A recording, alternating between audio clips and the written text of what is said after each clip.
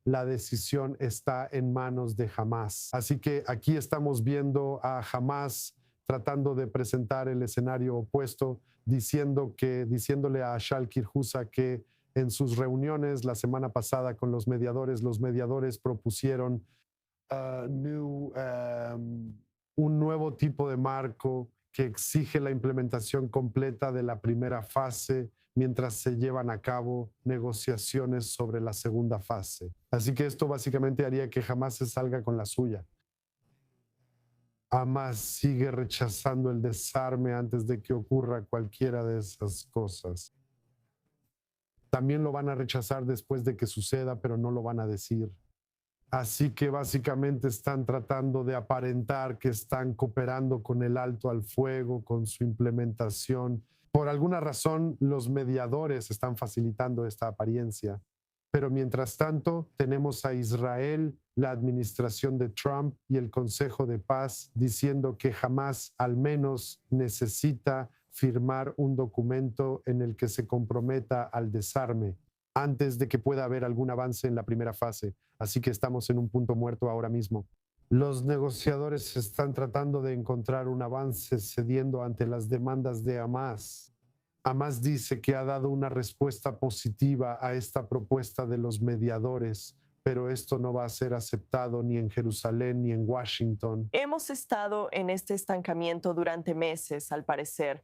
Eitan, ¿en qué momento tiene Israel la credibilidad para entrar por sí mismo y desarmar a Hamás? ¿O hemos perdido esa credibilidad ante la comunidad internacional? Además, tenemos que ser conscientes de que la guerra entre Irán, Estados Unidos e Israel desvió la atención de la Franja de Gaza a nivel de los máximos dirigentes de todos los países involucrados y fue utilizado de manera muy rápida e inteligente por Hamás. ¿Qué significa eso? Si comparas la situación de Hamás antes del inicio de la guerra con la situación actual, Hamás está mucho más presente sobre el terreno. En el terreno, podemos llamarlo así, y tomó la entidad en la calle, en la zona. Luego Israel está en la zona amarilla, Hamás es la zona occidental y controla la Franja de Gaza en este tipo de condición. Están más o menos tranquilos, pero lo que están haciendo es que han seguido construyendo sus fuerzas. Necesitan el tiempo y usan el tiempo incluso sin hechos. Yo estimo, los conozco muy bien, que para fortalecer las Fuerzas Armadas tienen que construir, organizarse, conseguir más cosas por medio del contrabando aquí y allá. Así que la pregunta que hiciste sobre Israel estará sobre la mesa, creo, dentro de unos meses. Por un lado, si llega a ver si existe un acuerdo entre Irán, Estados Unidos o en Líbano, Hamás será una fuerza que formará parte de ese acuerdo. Tú sabes por quién, por un país árabe moderno, quieren cerrar este círculo. Pero por otro lado, Israel mantiene fuerzas en la Franja de Gaza. Pero tenemos que recordar que Israel despliega fuerzas en una zona de amortiguamiento en Gaza, en una zona de amortiguamiento en Líbano, en una zona de amortiguamiento en Siria y también en Cisjordania. Eso significa que Israel mismo debería recopilar su política estratégica, organizarla. No podemos dar ahora una respuesta clara, pero mientras tanto tenemos que reaccionar ante cualquier identificación de actividades de Hamás. Continúen monitoreando las amenazas en todas las fronteras. General de División en la Reserva, Eitan Dango y Ariel Osran, muchas gracias a ambos. Nuestro corresponsal principal en Estados Unidos, Mike Wagenheim, recientemente se sentó con el comisario europeo para el Mediterráneo, Robert Suica, para una discusión a fondo sobre asuntos mundiales. Veamos eso. Dubravka Suica, comisario europeo para el Mediterráneo, muchas gracias por tomarse el tiempo de acompañarnos. Está de regreso en Washington. La última vez que estuvo aquí fue para la primera reunión de la Junta de la Paz. Y muchos miembros europeos no estuvieron de acuerdo con su presencia ahí. ¿Puede darnos una actualización sobre la postura de los europeos en este momento respecto a la Junta de la Paz? Solo para entender, en ese momento, como Comisión Europea, fuimos invitados por el presidente Trump y yo estaba representando a la Comisión Europea y a la presidenta Ursula von der Leyen. Solo somos observadores en la Junta de la Paz y decidiremos sobre nuestra participación futura caso por caso. Fue interesante estar ahí, escuchar todas estas ideas, pero me daría curiosidad saber cuándo será la próxima reunión de la Junta. Así que veamos, no apreciamos todas las reglas de procedimiento en la Junta misma. Pero es bueno que estemos haciendo algo por el alto al fuego y por la paz en Medio Oriente, especialmente en Gaza y Cisjordania, e Israel, por supuesto. Sabes, los estadounidenses han asumido un papel tan dominante cuando se trata de la seguridad en Medio Oriente. ¿Cómo podría verse una postura europea unificada en términos de seguridad en la región? Solo para que entiendas cuál es nuestro papel, solemos decir que queremos ser actores y no solo financiadores. Ese es el caso en este momento, estamos pagando mucho. Y no sé si sabes que somos los mayores financiadores de la Autoridad Palestina. No habrían sobrevivido sin nuestro dinero, sin nuestra ayuda. Y tenemos un gran paquete para ellos porque pensamos que si invertimos en la Autoridad Palestina, de hecho también estamos ayudando a Israel para que tenga seguridad en su entorno.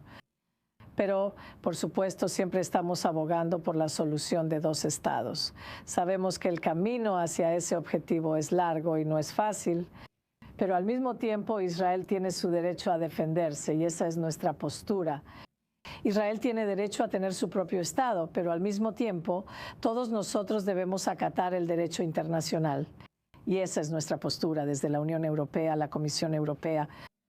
Para nosotras es muy importante tener seguridad en nuestro vecindario, así que este es nuestro vecindario del sur, no solo el norte de África, no solo el Golfo, sino también el Medio Oriente.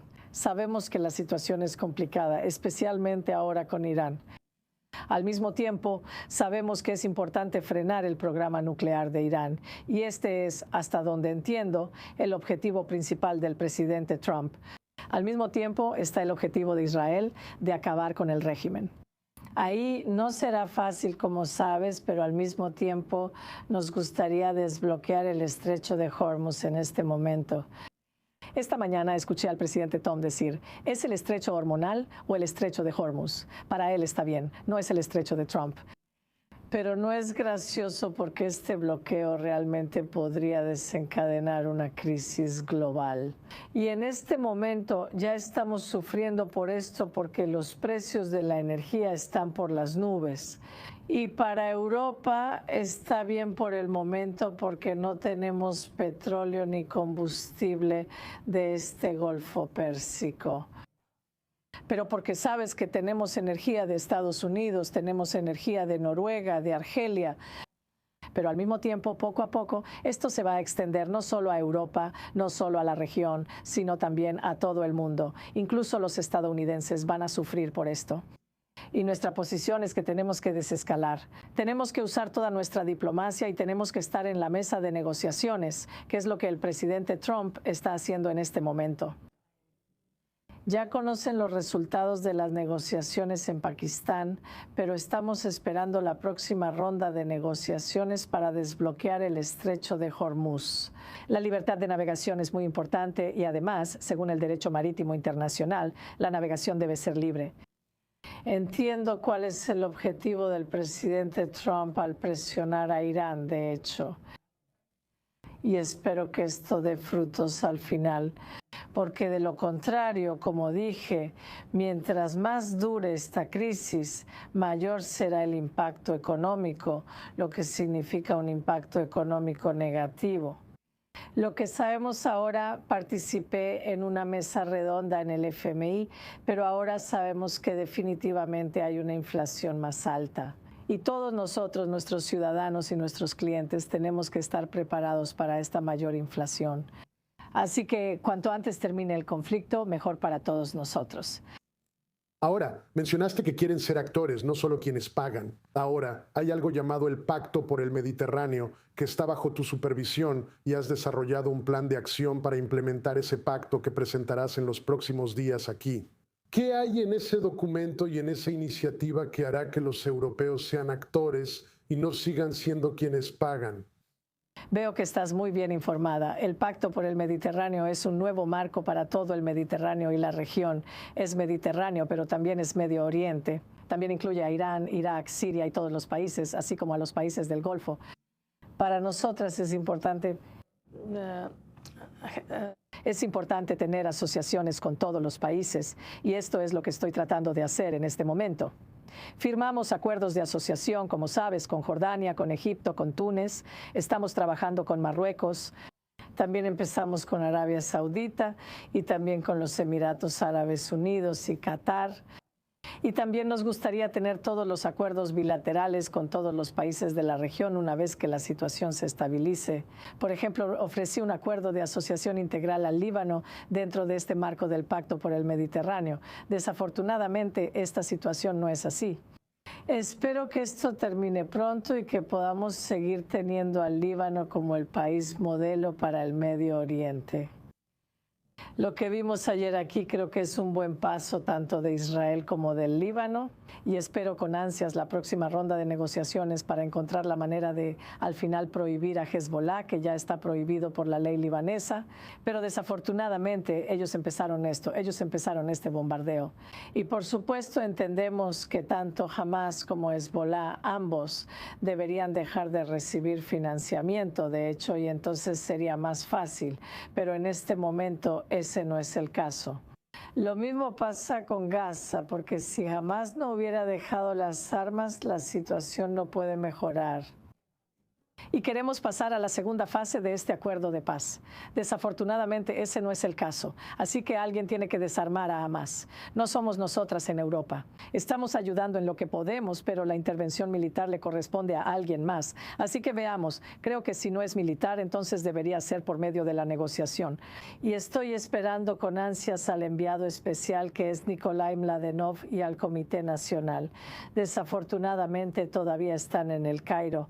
No pudieron acceder. No pudieron acceder a Gaza en este momento, pero hay negociaciones con Hamas en este momento, tratando de persuadirlos para que depongan las armas. Es muy complicado, pero se podría lograr, ¿sabes? Se podría lograr si tanto Israel como ellos muestran buena voluntad. Y creo que es de interés para todos tener paz y seguridad. Y se trata de los niños, no se trata de los palestinos. También se trata de los niños israelíes. Todos ellos tienen que vivir en paz y tienen que estar seguros. En este momento, ese no es el caso. Eso me lleva a mi pregunta sobre el futuro del acuerdo de asociación entre la Unión Europea e Israel, que regula el comercio y las relaciones diplomáticas entre ambas entidades. Parece que está pendiendo de un hilo en este momento. Y el gobierno húngaro, que acaba de perder las elecciones, era uno de los pocos diques de contención entre la suspensión del acuerdo y su continuación. Quiero decir, ¿cómo ves el futuro de las relaciones entre la Unión Europea e Israel aquí? Sabes que Israel es un muy buen socio para nosotros, socio en comercio, socio en ciencia y tecnología, y tenemos muy buenas relaciones también en educación. Pero al mismo tiempo tenemos algunos problemas. Como dije, hay un espectro político diferente en Europa. Y durante su discurso sobre el Estado de la Unión, la presidenta von der Leyen, en septiembre del año pasado, puso sobre la mesa este acuerdo de asociación. Todavía está sobre la mesa, así que veremos qué sucede. No depende de nosotros en la Comisión, depende de los 27 Estados miembros. Mencionaste correctamente a Hungría, pero también hay otros países. Veamos cómo evoluciona la situación. No digo que sea una amenaza, pero también necesitamos algunas herramientas y esta es la herramienta que tenemos en este momento. Y sabemos que la situación política en Israel también es compleja porque se acercan las elecciones. Sabemos lo que está pasando, pero no queremos actuar políticamente. Actuamos más de acuerdo a nuestras reglas europeas, de acuerdo a lo que es nuestro deber, de acuerdo a lo que nos comprometimos con los ciudadanos europeos. Y esto es algo que tenemos que demostrar y por eso no puedo decirte más. Porque depende del Consejo Europeo y de los 27 Estados miembros, no depende de la Comisión Europea en sí misma. A Fast Changing World, a Dubravka Suica, comisionada europea para el Mediterráneo, muchas gracias por acompañarnos. Gracias, muchísimas gracias. El presidente argentino Javier Milei está mostrando abiertamente el apoyo de Buenos Aires a Israel en Jerusalén, con nueva cooperación, acuerdos en contraterrorismo e inteligencia artificial y un esfuerzo más amplio para profundizar los lazos de Israel con América Latina. Milei está en Israel antes del Día de la Independencia, donde encenderá una antorcha en la ceremonia estatal anual el martes por la noche, convirtiéndose en la primera líder extranjera en recibir ese honor. La visita también viene acompañada de un avance práctico, el anuncio de nuevos vuelos directos que conectarán más estrechamente a Israel y Argentina. Eso es lo que dijeron el primer ministro Benjamín Netanyahu y la presidenta Milei. Estamos en una época de gran desafío y gran trascendencia.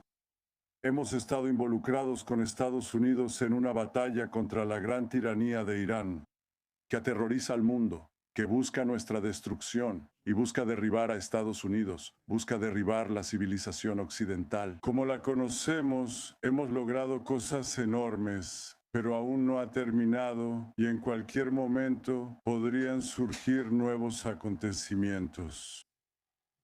Javier Milei tiene esa cualidad. Cada vez que visita Israel es justo antes de que ocurra algo muy importante. No se lo dije la última vez, Te doy mi palabra y no sé qué puedo decirle ahora, porque quién sabe qué traerá el mañana o pasado mañana. Expresamos nuestro firme apoyo. Expresamos nuestro firme apoyo a los Estados Unidos y a Israel en su guerra contra el terrorismo y contra el régimen iraní. No solo porque es lo correcto, sino porque nuestros países están unidos por un dolor compartido. Argentina fue víctima de cobardes atentados terroristas contra la Asociación Mutual Israelita Argentina y la Embajada de Israel, ambos instigados por la República Islámica de Irán. Como lo determinó la justicia argentina, y hasta el día de hoy, seguimos buscando justicia. Conmigo en el estudio para analizarlo más a fondo, nuestra corresponsal de I24 News, Basil Soudan. Un anuncio bastante importante de estos dos líderes extranjeros, uno grande para israelíes y argentinos. Yo diría estos vuelos directos a Buenos Aires. Pero veamos el panorama general aquí. ¿Qué muestra todo esto sobre la relación entre Israel y Argentina? Bueno, estamos hablando aquí de los acuerdos Isaac, como los han llamado. El memorando de entendimiento. De hecho, abarca tres cosas aquí. Una es la cooperación en seguridad, la lucha contra el terrorismo, operaciones conjuntas, entrenamiento conjunto y el intercambio de inteligencia. Porque sabemos que Latinoamérica en general es un terreno muy fértil para muchas actividades, incluyendo para Hezbollah, incluyendo para Irán y por supuesto cuando hablamos específicamente de Argentina.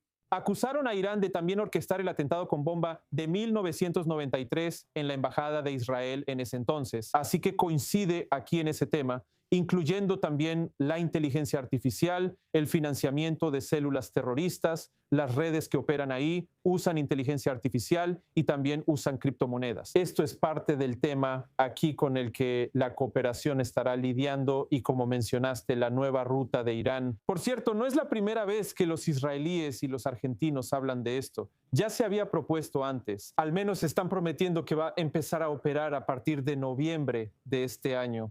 Pero también hay una nota aquí del gobierno israelí, lo que significa que no está bien. Al menos el gobierno israelí está muy consciente de que esta ruta podría no ser rentable para El Al. Por eso el gobierno israelí ahora está proporcionando $40 millones, o en realidad de 40 a 45 millones de shekels. Discúlpame que el gobierno israelí, por supuesto, del dinero de los contribuyentes, se va a transferir a El Al en caso de que la ruta no fuera rentable. Eso significa que el gobierno israelí se preocupa tanto por esta relación que incluso está dispuesto a poner de 40 a 45 millones de shekels como compensación para El Al en caso de que la ruta no sea utilizada por los israelíes en general. Así que, de nuevo, esto muestra la relación entre los dos países. Obviamente, esto muestra la relación entre Netanyahu y Milei específicamente. También le ayuda a Milei en su política interna, mostrando que es pro-occidental, pro-Israel, anti-izquierda, ya sabes, antisocialismo y todo eso. Y también diría que esto le da a Milei más razones para que Donald Trump simpatice con él y fortalece la relación entre Estados Unidos y Argentina. Así que funciona bien, muy bien para todas las partes aquí. Muy bien. Y deberíamos esperar que él vuelva a encender esa antorcha el martes y también, una vez más, fortaleciéndola. Él va a ser el primer líder extranjero en el mundo en hacer eso y Netanyahu está más que dispuesto a darle este honor. Sin duda, un gran logro de parte de estos dos líderes. Muy bien. Basil Soudan, gracias por explicarnos esto.